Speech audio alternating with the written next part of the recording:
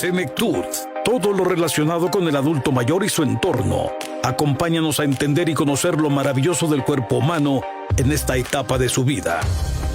De la mano de especialistas que nos ayudarán a entenderla. Senectud, Senectud. Bajo la conducción de Enrique Gallardo García. Comenzamos.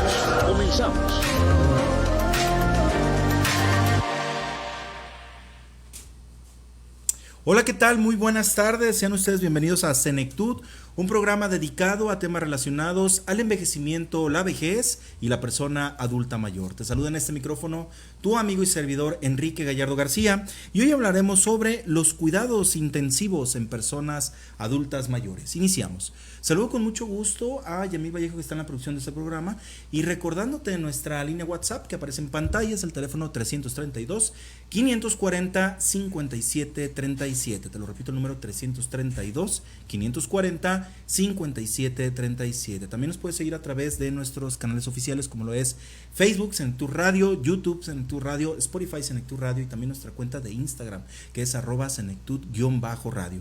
También nos puedes sintonizar a través de www.livemxradio.com. Y para comentarnos del tema que te platiqué al inicio, los cuidados intensivos en personas adultas mayores, tengo el gusto de presentarles a la doctora Ana Elizabeth Franco Contreras. Ella es médico especialista en intensivista, como dice así, en cuidados intensivos. Anita, ¿cómo estás? Bienvenida, muy buenas tardes, ¿cómo estás? Enrique, buenas tardes. Bien, muy bien, gracias por la invitación. Es un honor de verdad participar en tu programa, dado toda la trayectoria que tienes. Muchas gracias. Bien, pues la doctora Ana, agradecemos mucho que esté aquí con nosotros, aquí presente. Como decíamos, una especialista en este tema, y pues bueno, sin más preámbulos, platícanos sobre, ¿qué es un cuidado intensivo? Creo que alguno de nosotros, puede ser que ya lo padecimos, puede ser que lo padeció un familiar, puede ser que lo padeció mi mamá, mi papá, alguien allegado, o simplemente lo hemos escuchado, lo hemos visto en una serie, revista, leído, serie, película, lo que sea. Pero ¿qué es un cuidado intensivo como tal, Ana? Bienvenida, muchos gracias. Tabús, ¿verdad? Así es también, y eso es lo que nos vas a aclarar. Tabús. Bienvenida, adelante, ¿qué nos puedes platicar al Cuidados respecto? intensivos es una rama de la medicina genial. A mí me gusta mucho porque es esa rama que me permite tratar un paciente sumamente grave de cualquier especialidad. Entonces tenemos que saber de todas las especialidades, pero es ese momento en el que o le damos la oportunidad al cuerpo de sanar lo que le está pasando o no. Es el momento en que tenemos que tomar al paciente para rescatarlo y darle un buen tratamiento de manera muy cuidadosa, muy sustanciosa, con cuidados tecnológicos avanzados para recuperar esa salud que perdió, o que fue perdiendo en el transcurso de días, o que perdió porque tuvo un accidente, una cirugía o un evento ya donde enfermó gravemente y tenemos que traerlo. Es uno de estos tabús pensar que terapia intensiva es porque el paciente se va a morir en el momento en que lo ingreso a terapia intensiva. No, es todo lo contrario. A terapia intensiva ingresa aquel paciente que tiene una posibilidad de recuperación con los debidos cuidados y que va a tener una buena calidad a 6 meses de vida. Estamos hablando que va a recuperarse y que podemos darle el cuidado posterior. Terapia intensiva es tan amplia que abarca cuidados paliativos, abarca el momento posterior a que se recupera el paciente con la rehabilitación, con los cuidados nutricionales adecuados. Entonces, es aquel paciente que una vez que está muy grave y que tenemos que apoyarlo hasta con ventilación mecánica, un tubo en su garganta, que es a lo que más miedo le tienen las personas. Claro. Es donde dicen, es que si entra ahí, me lo van a intubar, me le van a hacer esto, lo van a tener con vida artificial. Es todo lo contrario a este tipo de ideas, hacemos lo necesario para que se recupere, aunque esté en suma gravedad, lo tengamos que tener sedado, relajado, sin moverse, inconsciente, pero que esas medidas le van a salvar su vida. Si el cuerpo nos responde, hay que recordar siempre que es si el cuerpo nos responde. Claro. ¿Cuál es la diferencia, Ana? Porque me gustaría mucho esto, y yo lo he vivido porque trabajo en hospitales, como lo sabe la gente, pero ¿cuál es como la diferencia de clasificar la terapia intermedia y después la terapia ya intensiva? Porque muchas veces también eso es la preocupación, ¿no? Dice, bueno, se fue a terapia, pero ¿terapia de qué? O sea, intermedia, intensiva o terapia de ejercicio, porque también muchas veces las palabras, o sea, si no le anexamos el apellido o el término, pues queda como ahí en el limbo, ¿no? Pero ¿cuál sería esta clasificación? Sí, Ana. terapia intermedia es aquel paciente que no está tan grave, pero que si no lo cuido bien se va a poner muy grave y entonces va a requerir toda esa tecnología que usamos en terapia intensiva. Y terapia intensiva es el momento en que ya está sumamente grave, que requiere soporte con tecnología o un monitoreo súper estrecho. En terapia intermedia, por ejemplo, tomamos signos vitales cada 4 horas. En terapia intensiva no podemos darnos ese lujo. Está monitorizado cada hora sus datos neurológicos, sus signos vitales, sí, qué cantidad de orina produce, qué cantidad de líquido pierde, si está sangrando, etcétera. Entonces es muy importante esa diferencia. Claro. En terapia intermedia generalmente sí dejamos a la familia todo el tiempo, porque ese es otro tabú importante. En terapia intensiva no puede estar la familia a tiempo completo por las rutinas que tiene que seguir una enfermera, donde tiene que ser casi constante la presencia y la manipulación del paciente. En terapia intermedia tiene periodos de reposo, sus medicamentos, su vigilancia, pero puede ser un poquito menos agresiva, vamos a decirlo así. Agresiva hablo de en la frecuencia, no claro, que seamos agresivos con ellos, pero en terapia intensiva no. Además salvaguardamos la integridad mental de la familia, la mental y la emocional, porque en terapia intensiva se sufre un fenómeno de hipervigilancia, donde el familiar está demasiado pendiente de alarmas, de monitores, de movilidad del paciente, claro, y entonces también pueden sufrir choque postraumático. Eso lo tenemos que evitar.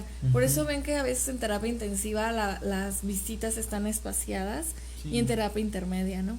Sí, es como más restringido, o sea, se restringe pues tanto el familiar, para evitar también como estas situaciones, ¿no? Sí. Al igual de esto, Ana, me gustaría mucho que nos comentaras, bajo tu experiencia, ¿cuáles han sido como las enfermedades más frecuentes o más comunes que atiendes para brindar el cuidado intensivo? Me imagino que diabetes descompensada, a lo mejor una crisis hipertensiva, algo que se me viene a la mente, pero ¿qué otras enfermedades se pueden mencionar o te ha tocado ver en esta situación de tu experiencia como médico ya intensivista? Cardiopatías descompensadas, importantemente cuidados de paciente posinfarto o que está sufriendo un infarto, problemas vasculares cerebrales donde tenemos que cuidar y neuroproteger al cerebro del paciente porque acaba de sufrir, lo digo coloquialmente, una embolia cerebral, una hemorragia cerebral, un trauma de cráneo en algún accidente, una caída, una hemorragia cerebral por medicamentos, qué sé yo, y tenemos que darle esos cuidados al cerebro. Postquirúrgicos complicados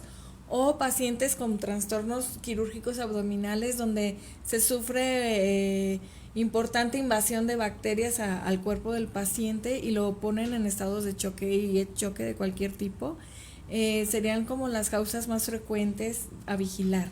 Hay veces que podemos ingresar pacientes solo a vigilancia cuando hay peligro de que se tape un vaso sanguíneo, hay peligro de que se tape un stent que le acaban de poner, un postquirúrgico de cardio que hay que estar vigilando bien, sangrados y demás, condición neurológica, y que tenemos que estar con ese monitoreo constante. Bien, mira, ya tenemos 2 preguntas. Aurora Jiménez dice, ¿cómo se puede determinar que un paciente ya entre a los cuidados intensivos? Hay 5 criterios importantes. El primero es que tenga una condición que pone en riesgo su vida. Este requiere un monitoreo y un tratamiento intensivos, como el nombre bien lo dice, pero que lo puedo recuperar y su calidad de vida va a ser muy buena a 6 meses. Nosotros tenemos escalas para valorar esta situación y esto le llamamos como prioridad 1 de ingreso a terapia intensiva. Aquel paciente que requiere los monitoreos constantes. Las demás prioridades, hay 5 prioridades, donde nosotros evaluamos la recuperabilidad del paciente, porque hay otros escenarios un poco más catastróficos donde queremos que nuestro paciente esté en terapia intensiva, pero no es un buen candidato porque desafortunadamente podría no ser beneficiario de los cuidados intensivos y entonces tendríamos el mismo resultado y le quitaríamos la oportunidad de estar con su familia, ¿no? Más de que esté alguien o no, fíjate que a veces no, para esa decisión no pensamos en otro alguien, sino qué va a pasar en el transcurso de su enfermedad y de su patología que lo lleva a esta gravedad, pero si no lo puedo recuperar, le quito tiempo muy valioso para estar con su familia. Aquí es donde el paciente mayor ingresa. Así es. El tema del paciente mayor, los geriatras no me dejarán mentir, es toda una dicotomía para el médico intensivista porque nosotros queremos hacerles todo a todos y que salgan todos y que hagámosle todo. Y geriatría, por ejemplo, nos dice, ¿sabes qué? El paciente tiene tal edad, tiene tales patologías, lo que le está pasando ahora es irreversible. Tú dime el valor de que el paciente ingrese a terapia y le quitemos el tiempo de estar con su familia.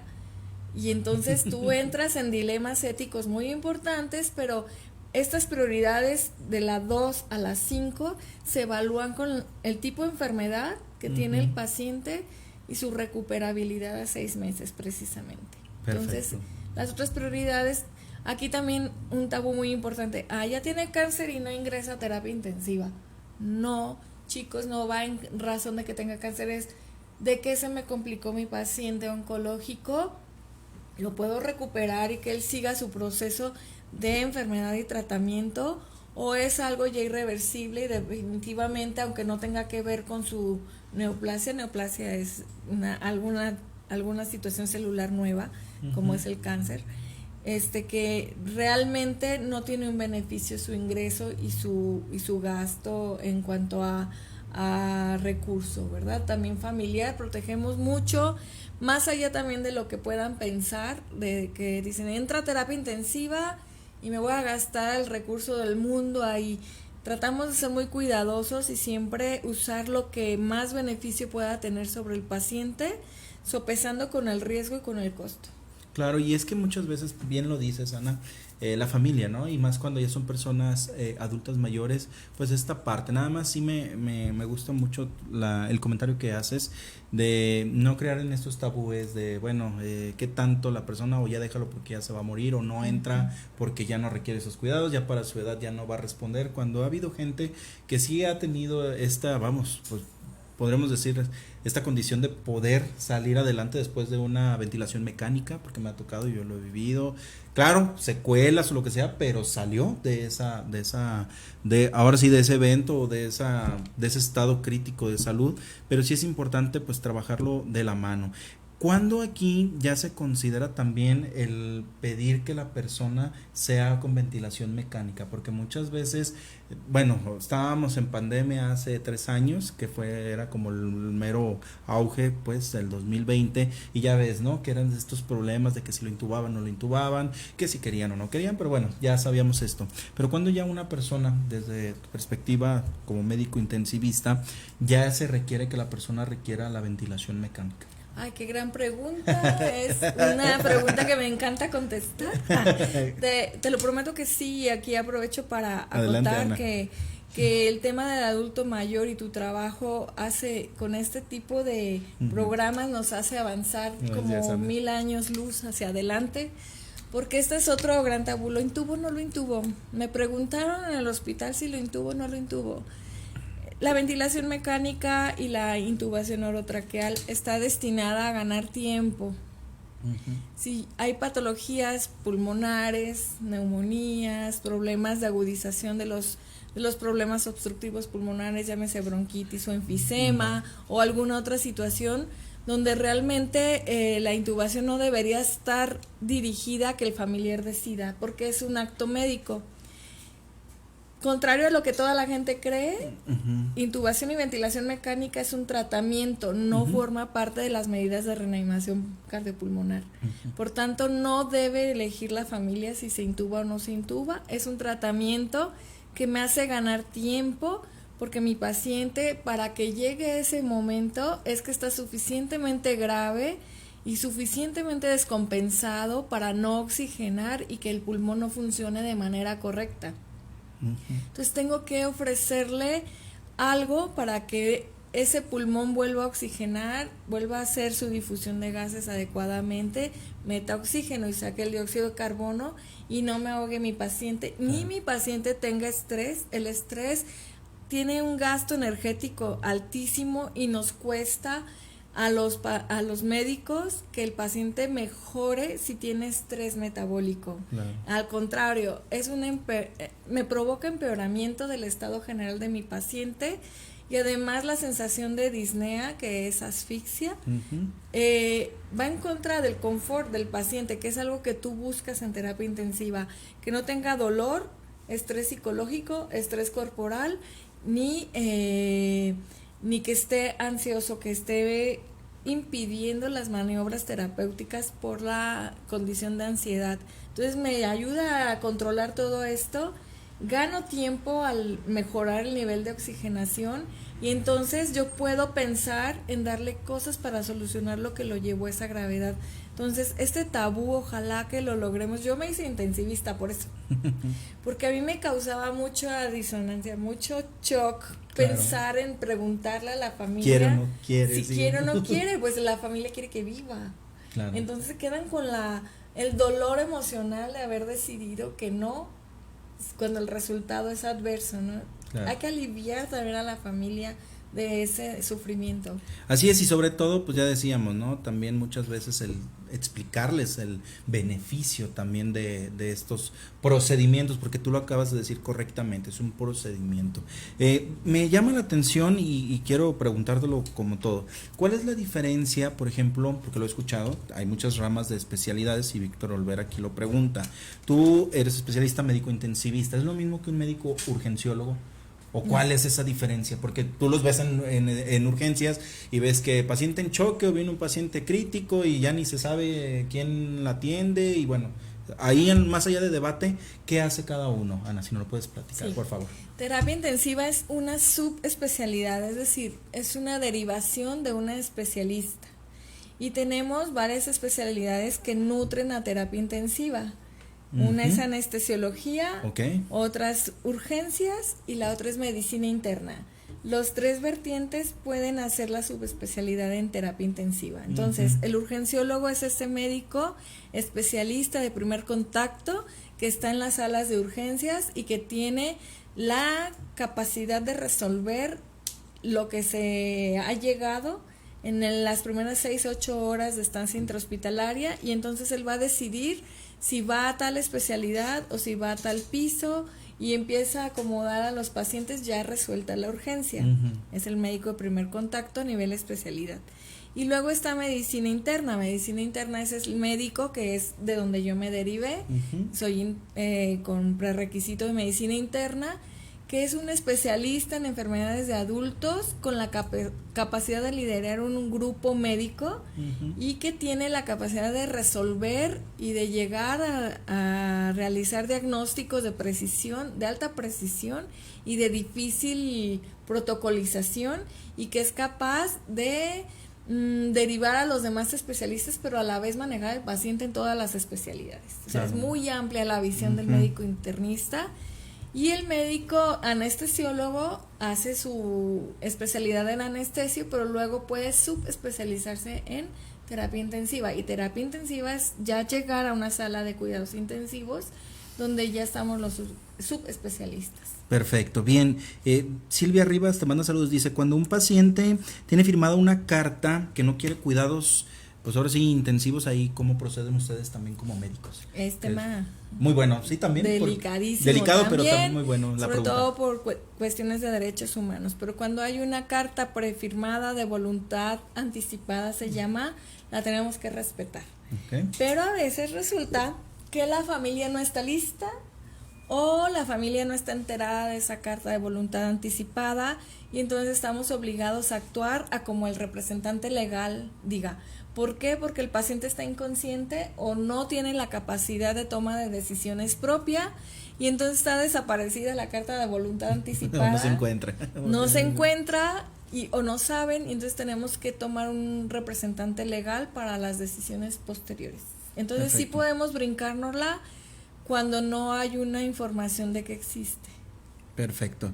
Ana Luisa Ramírez dice, el especialista en terapia intensiva solo se enfoca en estabilizar al paciente o también lleva un tratamiento integral. Claro, es tratamiento integral. Nosotros estamos entrenados para hacer diagnóstico, por eso tenemos prerequisitos de otras especialidades.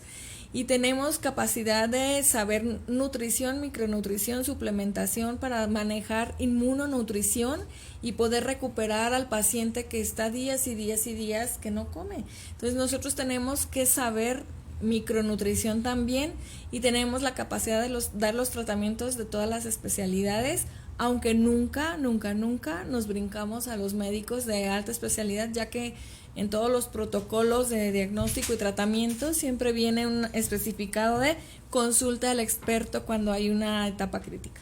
No nos los brincamos, aunque podemos tratar, ¿no? Así es. A ver, ya tenemos aquí más saludos y preguntas. Angie López, excelente tema, saludos. Dice Elvira Heredia, ya. Elvita, perdón. Nelit Casba, excelente doctora. Y Rafa Ornelas dice, gracias doctora, explicó muy bien, me aclaró muchas dudas. Perfecto. Excelente. Bien, ¿cuáles serían también, Ana, aprovechando pues aquí tu presencia y toda pues esta gama de cuidados intensivos, porque son muchos, pero bajo tu experiencia, por ejemplo, ¿qué pacientes te ha tocado como más difícil llevar el tratamiento? Entre más mayores es más difícil, también te ha tocado a lo mejor pediátricos o menores, jóvenes.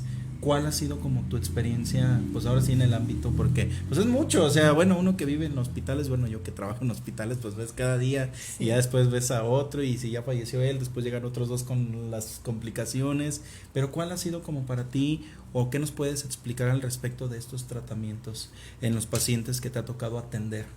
Ahora sí hasta como de residente, de lo que sea. Fíjate que no, depende de la edad, depende de la patología en sí, porque hay patologías cuyo tratamiento parecería ser contrario. Uh-huh. Por ejemplo, si tengo un paciente que tuvo un problema de trauma craneal, me acuerdo mucho de un caso cuando me estaba formando en la residencia, uh-huh. Estaba edematizado su cerebro de tal manera que debieron hacerle un retiro de hueso y pues el cerebro prácticamente estaba de fuera, uh-huh. Pero también estaba muy deshidratado. Cuando tú tienes un paciente con trauma craneal no puedes inflamarle más el cerebro reanimándole con líquidos, uh-huh. Pero él estaba deshidratado y estaba perdiendo sangre y entonces ¿cómo le doy más líquidos? Y yo le hice la pregunta a mi médico adscrito, doctor León, un saludo, uh-huh. Y le dije, ¿pero qué va primero entonces? O sea, si le doy líquidos le voy a inflamar más su cerebro, claro, y va a quedar secuelado. Pero si no le doy líquido, y me lo puso muy claro. Tienes que pensar siempre en qué lo va a matar primero. Tienes que resolver lo que me lo está poniendo en peligro y ahí ya vuelves. Ese caso para mí fue muy choqueante porque también yo decía, es que yo misma con el tratamiento lo puedo lesionar, ¿no? Sí. COVID fue punto y aparte en la vida de todos, porque uh-huh. Teníamos ese dilema entre yo estuve en unidad COVID, uh-huh. Y yo te puedo decir que los primeros meses fueron muy difíciles porque tú sabías que tenías un deber, pero no querías entrar a la cueva del lobo porque no sabías claro, si te ibas a infectar. Luego escuchabas a tu alrededor cómo tus compañeros iban falleciendo. Fallecían, nos infectaban, ¿no? Creo que fue la primera vez que dudé de la vocación y yo quería renunciar. Pero dijiste, ya no quiero. Ya, no, o sea, no, un yo pánico, pues un pánico. Yo tengo una hija, tengo unos papás, tengo una vida que vivir, no quiero estar aquí por primera vez en la vida. Pero hubo muchas señales, no sé si creen en Dios, pero yo sí. Hubo muchas señales divinas que me dijeron, es tu lugar, ahí te puse. O sea, Enrique, se iban presentando pero no tengo equipo, pero no tengo no sé qué, pero no que... A la primera que no tengo equipo, salieron amigos de la nada, no lo hice verbal, pero salieron amigos de la nada que me llevaron mascarillas, overoles, cubrebocas, gorros. Todo el material. Todo, filtros. Y yo decía, ponía otro pero y se solucionaba, ¿sabes? Otro pero. Dije, entiendo que es mi lugar aquí, para esto fui formada. Yo siempre me preguntaba, ¿por qué todo fue tan ameno en mis elecciones de vida. Ándale, que llevó COVID y ahí me contestó. Ahí fue. COVID fue parteaguas, vimos mucha gente muy, muy grave, recibimos agresiones, malas palabras, la misma impotencia de las personas, ¿no? Y de nosotros mismos. Sí, pues ver cómo fallecía la Fue persona. todo un reto, creo que he sido de lo más difícil de la carrera. No, y no se diga, como dices Sí. tú, la parte también, pues el pánico social, porque pues nos invadíamos de todos lados, veíamos noticias, se escuchaban ya los compañeros, o si abrías tu celular era lo que te mandaba pues toda la parte de, pues ahora sí, de la enfermedad y cómo la evolucionaba, y luego que no había vacunas, y luego que ya acaba de fallecer no sé quién, y bueno, un sinfín de cosas. Ponerme la vacuna. Y luego miedo a la vacuna, y bueno, muchas cosas, pero al final de cuentas, pues bueno, es la labor que yo creo que te correspondió. Creo que muchas personas pues estamos agradecidos con el personal médico que atendieron, que siguen atendiendo, porque pues ahora sí, pues es esta vocación, como tú lo acabas de decir.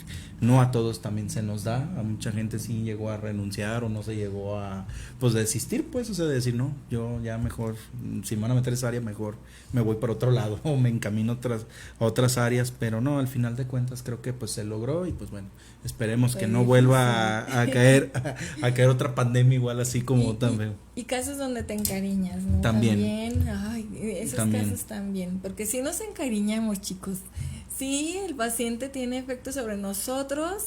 Ese es otro tabú mira, interesante que siempre pasa. Doctora, ¿por qué usted es tan insensible para darme las noticias? ¿Por qué me está diciendo esto tan grave? Tan grave y como si nada. Y con su cara así como si nada. Fría. Y yo le dije alguna vez a unos pacientes que imagínate que todo es caos con el paciente porque está muy grave. Mis enfermeras están en caos, trabajo social está en caos, ustedes están en caos. Si tú entras y ves a tu doctora en caos, ¿qué imagen te vas a llevar? ¿Con quién está mi paciente? No le está haciendo nada, está toda histérica esta doctora. Entonces, alguien tiene que guardar pues la compostura y guiar al equipo y al paciente hacia donde tenga que ser, siempre bajo una ética profesional de respeto y de cuidado de su paciente, pero el resultado final depende siempre de la respuesta, del cuerpo y de en qué momento tomamos al paciente. Ahorita que mencionabas, retomando el tema del trabajo con ustedes médicos intensivistas, ¿cuál sería este trabajo multidisciplinario con todo tu equipo ahorita que lo mencionamos? Por ejemplo, bueno, la enfermera también tiene que ser una intensivista, puede ser una enfermera general, pues pero sin demeritar los trabajos, pero que mejor que sea con la especialidad, ¿no? Conocimientos intensivistas. Pero me llamó la atención lo que decías. El equipo multidisciplinario puede entrar a lo mejor la especialidad nefrología, endocrinología, cardiología, geriatría, todo lo demás. ¿Cómo es ese trabajo en conjunto, Ana? ¿Cómo es? O sea, tú obviamente vas al cuidado, pero también ya ves que hay muchos médicos que entran, y no me dejarás mentir, a veces también el celo profesional de cómo haces esto, cómo aquello, te equivocaste y que no es cierto y bueno, ya no sabemos todo lo demás. Pero ¿cómo es el trabajo multidisciplinario? Es muy bonito porque tú eres la cabeza y último eslabón. Okay. Platicaba hace unos días de una compañera que me enseñó eso, fue mi R mayor. R mayor es la que va en la formación como en el año de adelante. Sí, ya como. Entonces ella siempre me decía, Anita, tenemos mucha responsabilidad. Todos voltean a vernos cuando algo se atora en el hospital, corren con nosotros. Es cierto, corren con nosotros. Entonces tú eres la cabeza de ese equipo. Pero este manejo de tener a los subespecialistas y especialistas a tu lado, cuidándole su paciente o cuidando tu propio paciente, es muy interesante porque a veces tienes que hacer como que tú no sabes las cosas, pero quieres hacer las cosas y debes hacer las cosas. Entonces tú le das como la bolita al especialista, dueño del paciente, como diciendo, doctor, yo creo que por aquí podría ser, ¿por qué le parece a usted? Porque no puedes brincártelos, ni puedes imponer. Tienes que ser muy sutil con esto, pero es bonito ganarte la confianza de tus compañeros. Claro. Y que te lleguen a decir, tú haz lo que quieras. Llega un momento en este transcurso de los años que tú hazle lo que quieras, está en buenas manos y es lindo. Pero tú decides qué especialistas van tomando partida de acuerdo al comportamiento del paciente, porque requieres cosas muy avanzadas. Claro. hemodiálisis, soporte renal con otro tipo de terapias que no son hemodiálisis, cuestiones de vía aérea, cuestiones de angiología, de tubo digestivo. Entonces siempre tienes que tener esa buena comunicación.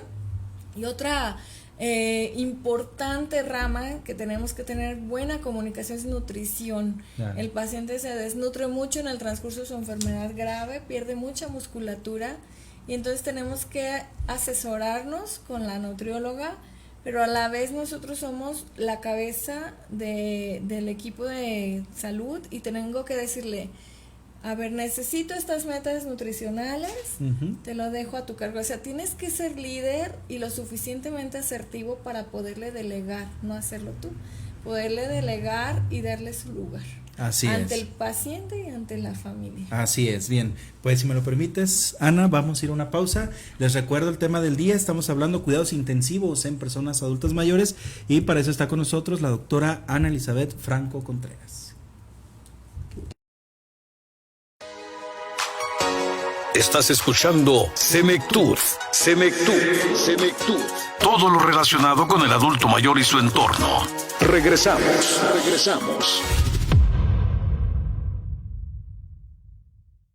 ¿Quieres conocer el maravilloso mundo de la gerontología? Te invitamos a nuestro taller de gerontología. Capacítate en temas relacionados al envejecimiento, vejez y persona adulta mayor. Aprende las técnicas de cuidados básicos a la persona adulta mayor, aspectos legales y valoración gerontológica integral. Impartido por el gerontólogo Enrique Gallardo García, capacitador externo por la Secretaría de Trabajo y Previsión Social. Taller de gerontología. Inscripciones abiertas. 3334-5229-47.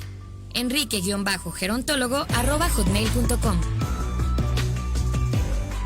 Emprende Festival Business, el espacio en donde tu pasión se convierte en éxito. Inspírate, aprende y crea alianzas de la mano de expertos que ayudarán a llevar tu negocio al siguiente nivel. Marketing, ventas, finanzas, desarrollo personal, redes sociales y comunicación. Además, le podrás mostrar tu emprendimiento al mundo en nuestro espacio de micrófono abierto. Y por si fuera poco, formarás parte de la comunidad de empresarios y emprendedores que están haciendo historia. Haz negocios, crea alianzas y lleva tu emprendimiento al éxito. Emprende Festival Business, conferencias, networking y exposiciones. Septiembre 8, UVM Zapopan. Continuamos con más de Semectud. A través de Live MX Radio.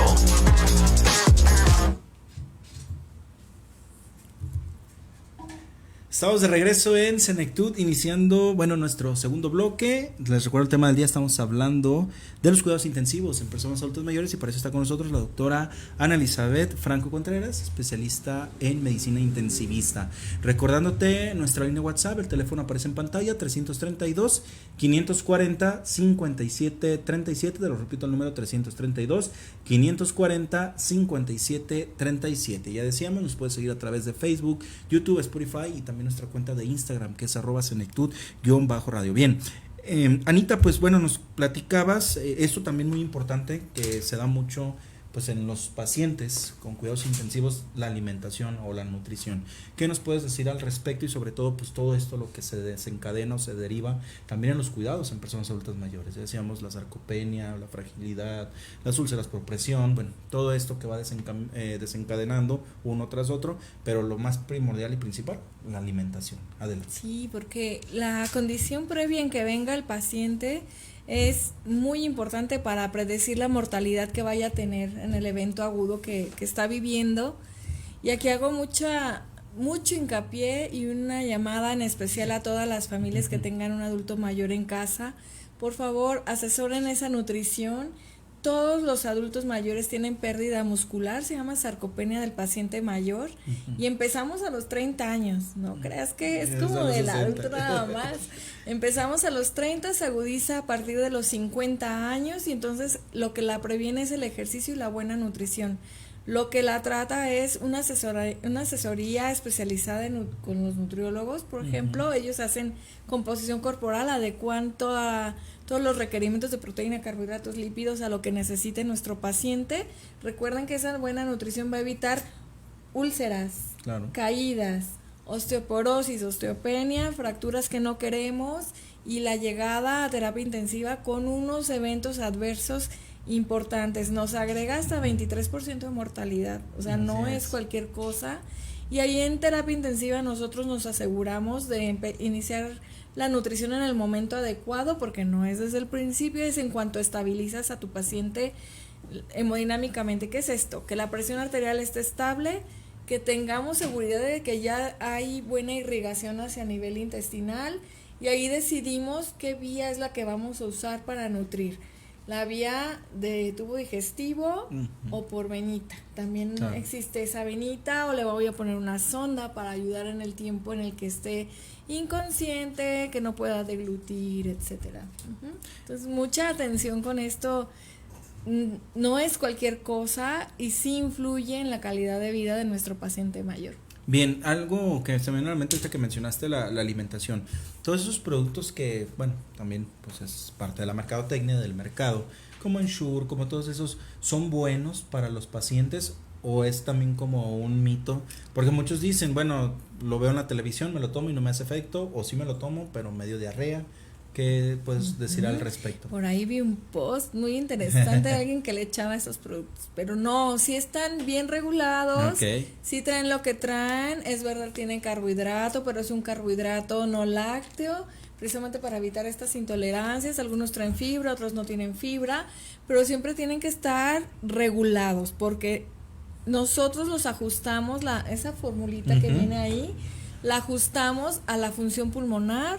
Hay presentaciones para protección hepática, protección renal. Hay veces que no toleran la carga proteica porque es muy pesada y entonces genera diarreas. Entonces hay otros productos un poquito más como digeridos que podemos usar para complementar.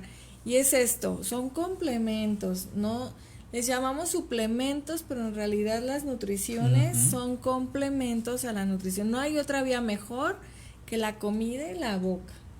Pero si mi paciente no puede, no lo alcanzo, hay maneras y estrategias con estas formulaciones que si son correctas, simplemente hay que estar siempre asesorados de quien sabe. Hay que cuidar la función renal, la función hepática, tomándole sus laboratorios cada determinado tiempo, o para alcanzar las metas que yo tengo para decir, ya mi paciente cumple las metas de su edad, de su género y de su condición corporal.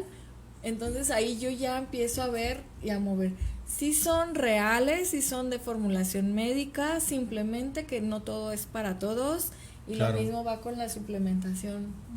Sí, porque, bueno, lo pregunto porque a veces es lo que la gente dice, bueno, dale este producto, dale pues ahora sí lo que decías, este complemento o este suplemento, como se conoce, pero a veces en vez de beneficiar se anda perjudicando al paciente. Y yo veo que en los cuidados, en adultos mayores dicen, ya le dio mucha diarrea, o no puede evacuar, o le cayó mal, o le provocó el vómito, o le provocó inflamación abdominal, y bueno, empiezas a sacar toda esta serie. Y a veces pues también es eso, ¿no? Conocer a tu paciente. Yo siempre lo he dicho, conozcan a su paciente, y si él todavía puede responder a lo que le preguntas, pues decir, ¿se considera usted intolerante o algo le cae mal? Porque también desde edades tempranas hay personas que son intolerantes a lactosa, intolerantes pues ahora sí a cualquier bebida. Así es. Entonces pues ya sería la evaluación. A los sabores, tengo pacientes mayores, pues su lengua ya es diferente y el sabor dulce de la maltodextrosa y todos estos no lo toleran y les da náusea. Claro. Entonces hay que buscar la fórmula ideal que sí vayan a tolerar. Bien, pues Ana, estamos llegando a esta final del programa. ¿Algo más que nos quieras compartir que se nos haya pasado? No, confíen en las terapias intensivas. Sí es cierto que entra el que está grave, pero entra porque tiene una posibilidad. Siempre manténganlo en la cabecita y siempre tengan por seguridad que nosotros los vamos a tener sin dolor, con confort y buscando que nos responda lo más pronto posible con los tratamientos adecuados. Entran graves, pero con posibilidad. Esto es bien importante para que ustedes sientan en su corazón alivio. Están dándole lo que necesita y nos tiene que responder, ¿no? La esperanza siempre debe estar. Eso es algo importante en terapia intensiva y en tanatología. Perfecto. ¿Cómo tener un contacto contigo? Tus datos, tu teléfono y lo que me mencionabas fuera del aire, si lo quieres mencionar, adelante, sin problema. Mi nombre es Ana Elizabeth Franco, yo estoy ahí por un hospital, por Trompo Mágico. Dale, tú, Hospital Real San José Valle Real, es el piso 4, consultorio 4A. Mi celular 33 12 46 75 57. Recuerden, si no contesto, ando en algo. Siempre ando en algo. Entonces dejen un mensajito y con mucho gusto me comunico para resolver lo que tengamos que resolver, dudas, comentarios o citas. Perfecto, pues muchas gracias y pues bueno, no nos queda agradecerte por este tema, sobre todo un tema que bueno, nos da mucho de qué hablar, pero queríamos hacerlo de una forma, como te dije, básica para saber qué hace un médico intensivista y pues bueno, esta es tu casa y cuando lo desees, pues aquí las puertas están abiertas. Ay, Ana. Un placer, ya sé a qué te referías, me dije, ay, ¿a qué se refiere? Vamos a tener por ahí un lanzamiento el próximo jueves, lo estaré posteando, Enrique nos hará el favor también. Es un broadcast encaminado a ayudar a las personas. Tenemos vocación de servicio, somos 7 personas involucradas y los esperamos porque va a estar muy interesante y también está encaminado, como Enrique, a informar y apoyar.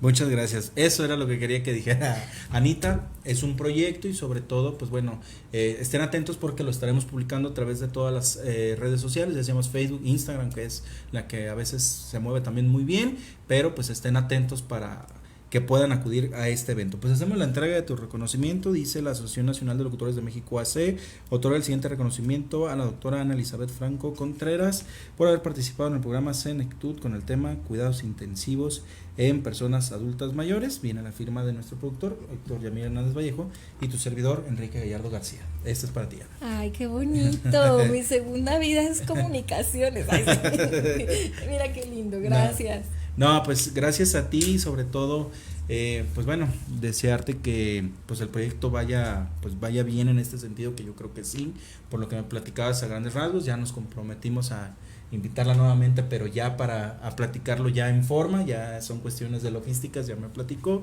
pero pues sí, es lo importante, seguir informando y cuidar pues de las personas adultas mayores y de todos los pacientes, porque al final de cuentas, mira, algo dijiste ahorita muy, muy cierto, se dice que ya cuando estás después de los 60 años, ya te vienen todos los males, no es cierto, desde los 30 años, ya lo hemos explicado aquí en Senectu Radio, su servidor lo ha platicado, después de los 30 años, nuestro cuerpo empieza a sufrir una serie de cambios propios del envejecimiento.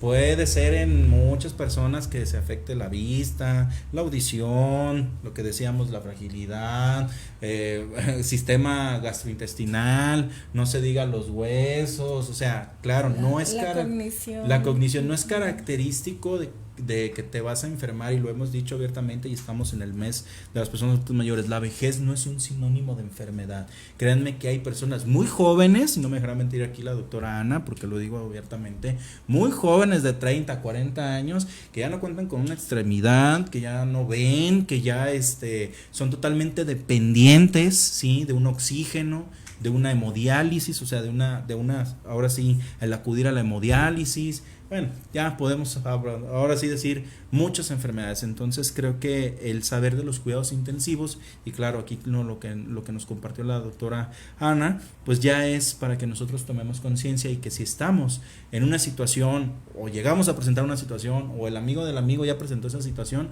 pues no se deje llevar por esos tabúes o por esos mitos que hoy en día la ciencia, la tecnología, la medicina pues sigue en aumento. Entonces pues muchas gracias Anita por todo, muchas gracias. Un placer. Bien, agradecemos mucho la presencia de la doctora Ana Elizabeth Franco Contreras. Ella nos habló sobre los cuidados intensivos en personas adultas mayores, y yo te recuerdo que la información ya te la dimos y la decisión la vas a tomar tú. En un momento más ya están nuestros próximos invitados, vamos a hacer una sesión virtual, va a estar con nosotros el doctor César Popescu y la doctora Undina Popescu. Ellos van a hablar sobre, rejuvenecer mitos y realidades. ¿Qué quiere decir esto? Hoy en día, vuelvo a lo mismo, Hay muchos avances científicos, muchos avances médicos de la ciencia, pero precisamente ellos nos van a explicar esto, ¿no?